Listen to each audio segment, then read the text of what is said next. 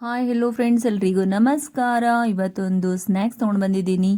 ಅದೇ ಕೋಡುಬೇಳೆ ಹೇಗೆ ಮಾಡೋದು ಅಂತ ನೋಡ್ಕೊಂಡು ಬರೋಣ ಫ್ರೆಂಡ್ಸ್. ತುಂಬಾ ಈಸಿಯಾಗಿದೆ, ಮಕ್ಕಳಿಗೆ ಇಷ್ಟ ಆಗುತ್ತೆ, ದೊಡ್ಡವ್ರಿಗೆ ಇಷ್ಟ ಆಗುತ್ತೆ. ಈ ಥರದ್ದು ನನ್ನ ಮಗಳು ಮಾಡಿರೋದು. ನಾನು ಕೋಡುಬೇಳೆ ಮಾಡಿದೆ, ಅವಳು ಈ ಥರ ಎಲ್ಲ ಮಾಡಿದ್ಲು. ತುಂಬ ಚೆನ್ನಾಗಿ ಬಂತು ನೋಡಿ. ನಾನಿಲ್ಲಿ ಮಾಡ್ತಾ ಇದ್ದೆ, ಎಲ್ಲರೂ ಎತ್ಕೊಂಡು ಹೋಗಿ ತಿಂತಾಯಿದ್ರು. ಪ್ಲೇಟ್ನಲ್ಲಿ ನೋಡಿದ್ರೆ ಕೋಡುಬೇಳೆ ಖಾಲಿ ಖಾಲಿ. ತುಂಬಾ ಈಸಿ ಮತ್ತು ಟೇಸ್ಟಿ. ನೀವು ಟಿಫಿನ್ಗೆ ಸೈಡ್ಗೆ ಅಂತ ಕೊಡ್ಬೋದು. ತುಂಬ ಚೆನ್ನಾಗಿದೆ ಮತ್ತು ಟ್ರಿಪ್ಗೆ ಹೋದಾಗ ತೊಗೊಂಡು ಹೋಗ್ಬೋದು. ಆಮೇಲೆ ಹಬ್ಬ ಹರಿದಿನಗಳಲ್ಲಿ ಕೂಡ ಈಸಿಯಾಗಿರುವಂತಹ ಕೋಡುಬೇಳೆ ಮತ್ತು ಇದು ಬೇಕ್ರಿ ಸ್ಟೈಲ್ ಕೋಡುಬೇಳೆ ಅಂತಲೇ ಹೇಳ್ಬೋದು. ತುಂಬ ಚೆನ್ನಾಗಿರುತ್ತೆ. ಇವಾಗ ಹೇಗೆ ಮಾಡೋದು ಅಂತ ನೋಡ್ಕೊಂಡು ಬರೋಣ ಫ್ರೆಂಡ್ಸ್. ನಾನಿಲ್ಲಿ ಅಕ್ಕಿ ಹಿಟ್ಟನ್ನು ತೊಗೊಂಡಿದ್ದೀನಿ, ಭಾಗ್ಯಲಕ್ಷ್ಮಿಯವರದು. ತುಂಬ ಚೆನ್ನಾಗಿರುತ್ತೆ ಇದು ಪ್ರಾಡಕ್ಟು. ನಾನು ಆಲ್ಮೋಸ್ಟ್ ಎಲ್ಲನೂ ಇದೇ ಯೂಸ್ ಮಾಡೋದು. ನೋಡಿ, ಒಂದು ಬಟ್ಟಲು ಫುಲ್ ಆಗಿರುವಂಥದ್ದು ತೊಗೊಂಡಿದ್ದೀನಿ ನಾನು ಇಲ್ಲಿ. ಆಮೇಲೆ ಒಂದು ಸ್ವಲ್ಪ ರವೆ ತೊಗೊಂಡಿದ್ದೀನಿ, ಅರ್ಧ ಬಟ್ಟಲು ಅಂತ ಹೇಳ್ಬೋದು. ಆಮೇಲೆ ಮೈದಾ ಹಿಟ್ಟನ್ನು ತೊಗೊಂಡಿದ್ದೀನಿ. ಇದೇ ಬಟ್ಲಿಂದಾನೇ ಎಲ್ಲನೂ ಅಳತೆ ಪ್ರಕಾರವಾಗಿ ನಾನಿಲ್ಲಿ ತೊಗೊಳ್ತಾ ಇದ್ದೀನಿ. ಅಳತೆ ಇದ್ದರೆ ತುಂಬ ಚೆನ್ನಾಗಿ ಬರುತ್ತೆ. ಒಂದು ಫುಲ್ ಬಟ್ಟಲು ಮೈದಾ ಹಿಟ್ಟನ್ನು ತೊಗೊಂಡಿದ್ದೀನಿ. ಆಮೇಲೆ ಇಲ್ಲಿ ಓಂ ಕಾಳನ್ನು ತೊಗೊಂಡಿದ್ದೀನಿ, ಅಜ್ವೈನ್ ಅಂತ ಕೂಡ ಕರೀತಾರೆ. ಇದನ್ನು ಕೂಡ ಒಂದು ಚಮಚ ಈ ಥರ ರಗಸ್ಬಿಟ್ಟು ಹಾಕಬೇಕು. ಆಮೇಲೆ ಒಂದು ಸ್ವಲ್ಪ ಪುಟಾಣಿ ಪೌಡರ್ನ ಹಾಕಿದ್ದೀನಿ, ಒಂದು ದೊಡ್ಡದಾಗಿರುವಂಥ 2 ಚಮಚ ಪುಟಾಣಿ ಹಿಟ್ಟು ಅಂತ ಹೇಳ್ಬೋದು.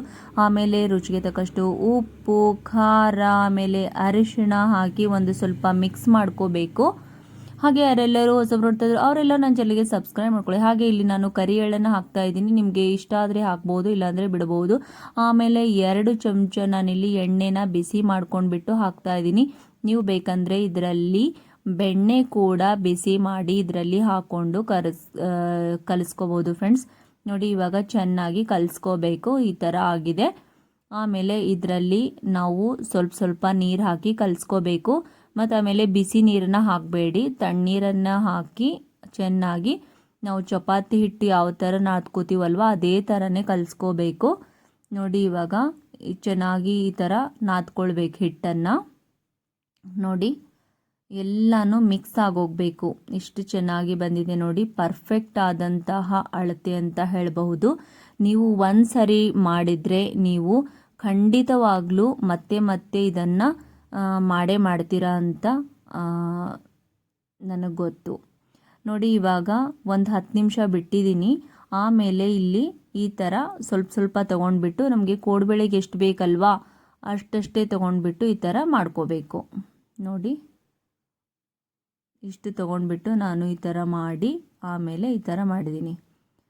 ನಿಮಗೆ ಯಾವ ಥರ ಮಾಡೋಕ್ಕೆ ಬರುತ್ತೋ ಕೋಡುಬೇಳೆ ಆ ಥರ ಮಾಡ್ಕೊಳ್ಳಿ. ಮೇನ್ ಏನಂತ ಅಂದರೆ ನಾವು ಹಿಟ್ಟು ಕಲಿಸ್ಕೊಳ್ಳೋದೇನಿದೆಯಲ್ಲ ಅದು ಮಾತ್ರ ಬಹಳ ಇಂಪಾರ್ಟೆಂಟು. ಹಾಗೆ ಈ ವಿಡಿಯೋ ಇಷ್ಟ ಆಯಿತು ಅಂದರೆ ಲೈಕ್ ಮಾಡಿ, ಮತ್ತು ಸಬ್ಸ್ಕ್ರೈಬ್ ಮಾಡಿ, ಕಮೆಂಟ್ಸ್ ಮಾಡಿ.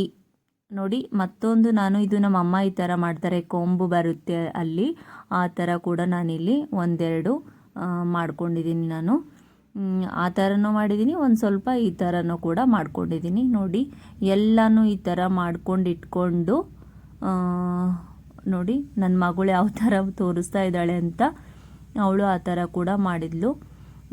ಆಮೇಲೆ ಇಲ್ಲಿ ನಾನು ಗೋಲ್ಡ್ ವಿನ್ನರ್ ಆಯಿಲನ್ನು ತೊಗೊಂಡಿದ್ದೀನಿ. ನಿಮ್ಮ ಹತ್ರ ಯಾವುದು ಆಯಿಲ್ ಇದೆಯೋ ಅದನ್ನು ನೀವು ತಗೊಳ್ಳಿ. ಇಲ್ಲಿ ಎಣ್ಣೆ ಕೂಡ ಬಿಸಿ ಆಗಿದೆ. ಇವಾಗ ನಾವು ಎಣ್ಣೆಗೆ ಒಂದೊಂದಾಗೆ ನಾವು ಕೋಡುಬೇಳೆನ ಇಲ್ಲಿ ಬಿಟ್ಕೋಬೇಕು. ನೋಡಿ, ಆ ಥರ ನಾವು ಕೋಡುಬೇಳೆ ಮಾಡಿಟ್ಕೊಂಡ್ರೆ ಅದೇನು ಅಂಟ್ಕೊಳ್ಳಲ್ಲ ಒಂದಕ್ಕೊಂದು. ನೋಡಿ, ಈ ಥರ ನಾವು ಒಂದೊಂದೇ ಕೋಡುಬೇಳೆನ ಇಲ್ಲಿ ಬಿಟ್ಕೊಳ್ತಾ ಇದ್ದೀನಿ. ನೋಡಬಹುದು ನೀವು. ನೋಡಿ, ನಿಧಾನವಾಗಿ ಬಿಟ್ಕೊಳ್ಬೇಕು, ಇಲ್ಲಾಂದರೆ ಎಣ್ಣೆ ಕೈ ಮೇಲೆ ಸಿಡಿದ್ರೆ ಕಷ್ಟ ಅಲ್ವಾ ಫ್ರೆಂಡ್ಸ್. ಅದಕ್ಕೆ ಹುಷಾರಾಗಿ ಮಾಡ್ಕೋಬೇಕು. ಆಮೇಲೆ ಈ ಥರ ನಾವು ತಿರುಗಬೇಕು. ನೋಡಿ, ಕಲರ್ ಎಷ್ಟು ಚೆನ್ನಾಗಿ ಚೇಂಜ್ ಆಗ್ತಾ ಇದೆ ಅಂತ. ಇಷ್ಟ ಆದರೆ ಸಾಕು ಫ್ರೆಂಡ್ಸ್. ನೋಡಿ, ಮೇಲೆ ಕ್ರಿಸ್ಪಿ, ಒಳಗೆ ಒಂಥರ ಮೆತ್ತಿಗೆ ತುಂಬ ಚೆನ್ನಾಗಿ ಇರುತ್ತೆ ಇದು. ಎಲ್ಲರೂ ಮಕ್ಕಳಿಂದ ಹಿಡಿದು ದೊಡ್ಡವರವರೆಗೂ ಕೂಡ ಇದನ್ನು ತಿನ್ಬಹುದು. ಈವನ್ ಹಲ್ಲು ನೋವಿದ್ದವರು ಕೂಡ ತಿನ್ಬಹುದು. ಯಾಕಂದರೆ ಅಷ್ಟೊಂದು ಮೃದುವಾಗಿ ಇರುವಂತಹ ಕೋಡುಬೇಳೆ. ಗಟ್ಟಿ ಅಂತೂ ಖಂಡಿತವಾಗ್ಲೂ ಇಲ್ಲ. ನೀವು ಟ್ರೈ ಮಾಡಿದಾಗ ನಿಮಗೆ ಗೊತ್ತಾಗುತ್ತೆ. ಮೆಜರ್ಮೆಂಟ್ ಮಾತ್ರ ಇಷ್ಟೇ ಫ್ರೆಂಡ್ಸ್. ಮತ್ತು ದಿಢೀರಂತ ಆಗಿಬಿಡುತ್ತೆ ಇದು. ಇಷ್ಟು ಬೇಗ ಯಾವ ರೆಸಿಪಿನೂ ಆಗಲ್ಲ ಅಷ್ಟು ಚೆನ್ನಾಗಿ. ತುಂಬ ಚೆನ್ನಾಗಿ ನಾನು ಮಾಡಿದೆ. ಆದರೆ ಎಲ್ಲನೂ ಅರ್ಧ ಅಂತೂ ಖಾಲಿ ಆಗೋಯ್ತು ಫ್ರೆಂಡ್ಸ್. ನೋಡಿ ಇವಾಗ ಮತ್ತೆ ನಾನಿಲ್ಲಿ ಬಿಟ್ಕೊಳ್ತಾ ಇದ್ದೀನಿ.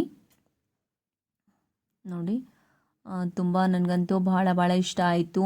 ಮತ್ತು ನಮ್ಮ ಮನೆಯಲ್ಲಿ ಕೂಡ ಎಲ್ಲರಿಗೂ ಈ ಕೋಡುಬೇಳೆ ಇಷ್ಟ ಆಯಿತು ಫ್ರೆಂಡ್ಸ್. ಹಾಗೆ ನೀವು ಕೂಡ ಟ್ರೈ ಮಾಡಿ ಮತ್ತು ಕಮೆಂಟ್ನಲ್ಲಿ ನಿಮ್ಮ ರೆಸಿಪಿ ಹೇಗೆ ಬಂತು ಅಂತ ತಿಳಿಸಿ. ಆಮೇಲೆ ಇದು ಸ್ಟೋರ್ ಮಾಡಿ ನೀವು 15ರಿಂದ 20 ದಿವಸ ಕೂಡ ನೀವು ಇದನ್ನು ಇಟ್ಕೋಬೋದು ಫ್ರೆಂಡ್ಸ್. ಮತ್ತು ಇದರಲ್ಲಿ ಖಾರ ನಿಮಗೆ ಎಷ್ಟು ಬೇಕು ಅಷ್ಟೇ ಖಾರನ ಹಾಕಿ ಮಾಡ್ಕೋಬಹುದು. ಇದರಲ್ಲಿ ಬೇರೆದು ಏನೇನು ನಾನಿಲ್ಲಿ ಹಾಕಿಲ್ಲ. ತುಂಬ ಈಸಿಯಾಗಿ ಮಾಡಿದ್ದೀನಿ ನಾನಿಲ್ಲಿ ಕೋಡುಬೇಳೆ. ನೋಡಬಹುದು ನೀವು ಎಷ್ಟು ಚೆನ್ನಾಗಿ ಕಾಣಿಸ್ತಾ ಇದೆ ಅಂತ ಅಲ್ವಾ. ಇದೇ ರೀತಿಯಾಗಿ ನನಗೆ ಸಪೋರ್ಟ್ ಮಾಡ್ತಾ ಇರಿ ಫ್ರೆಂಡ್ಸ್. ನಿಮ್ಮ ಸಪೋರ್ಟು ನನಗೆ ಇರಲಿ. Okay, thank you for watching. Bye, take care friends.